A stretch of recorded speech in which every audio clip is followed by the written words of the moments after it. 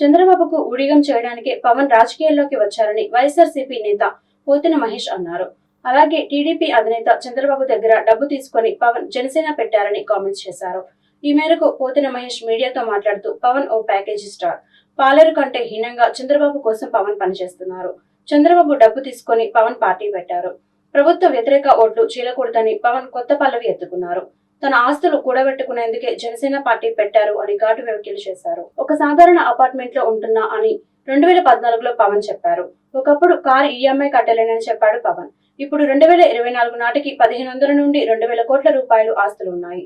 తిరగడానికి సొంతంగా హెలికాప్టర్, భూములు ఎలా వచ్చాయో పవన్ చెప్పాలి. నమ్ముకున్న నాలాంటి వాళ్ళని అమ్ముకొని పవన్ ఆస్తులు సంపాదించాడు. మార్పు కోసం పనిచేయాలని అని చెప్తూ పవన్ చంద్రబాబుకు పాలేరులాగా పనిచేస్తున్నాడని ఘాటు వ్యాఖ్యలు చేశారు. చంద్రబాబు నాయుడు గారికి పాలేరులాగా మిగిలిపోయి ఆ పనే చేశారు. కాపు సామాజిక వర్గంలో పెద్దలకేమో పెద్దన పాత్ర పోషించాలని చెప్పారు. యువతకి మాలాంటి బీసీలందరికీ మార్పు కోసం పనిచేయాలని చెప్పారు. కానీ పవన్ కళ్యాణ్ గారు మాత్రం చంద్రబాబు గారికి పాలేరులాగా, పాలేరు కన్నా హీనంగా పనిచేయడానికి మాత్రమే ఆయన వచ్చారు.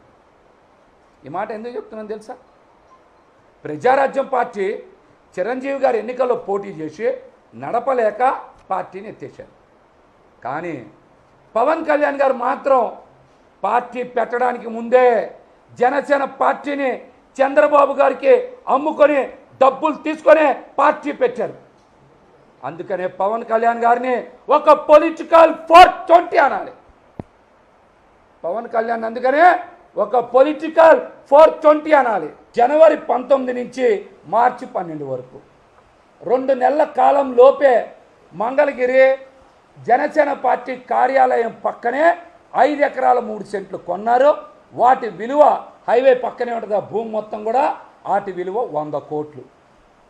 పవన్ కళ్యాణ్ గారు చాలా తెలివైనడు ఈ విషయంలో. ఆయన పేరు మీదేమో 1 ఎకరం 24 సెంట్లు ఇప్పుడు హెలికాప్టర్ పెట్టుకునే భూమి ఆయన పేరు మీద రిజిస్టర్ చేసుకున్నాడు. మిగతా 3 ఎకరాల 79 సెంట్ల భూమిని ఆయన బినామీ నర్రా శ్రీనివాస్కి చెందిన నర్రా శ్రీనివాస్ ఉన్నారు. ఆయన మిత్రుడైనటువంటి పోషడపు వెంకటేశ్వరరావు పేరు మీద రిజిస్టర్ చేయించారు. పవన్ కళ్యాణ్కే బినామీ ఎవరో నర్రా శ్రీనివాస్ పేరు మీద. అయితే నర్రా శ్రీనివాస్ గారు ఆయన పేరు మీద కాకుండా ఆయన మిత్రుడైనటువంటి పోషడపు వెంకటేశ్వరరావు పేరు మీద ఈ 3 ఎకరాల 79 సెంట్ల భూమిని రిజిస్టర్ చేయించారు. పోషడపు వెంకటేశ్వరరావు కూడా 2 సార్లు రిజిస్ట్రేషన్కి వచ్చారు. 2 సార్లు ఆయన రిజిస్ట్రేషన్కి రాకుండా నర్రా శ్రీనివాస్, పవన్ కళ్యాణ్ మిత్రుడైనటువంటి నర్రా శ్రీనివాస్ కారు డ్రైవర్ అయినటువంటి వి నవీన్ కుమార్ని పంపించి రిజిస్ట్రేషన్ చేయించారు. మొత్తం 5 డాక్యుమెంట్స్. ఆ డాక్యుమెంట్స్ 704/224 ఇవే 5 డాక్యుమెంట్స్ కూడా.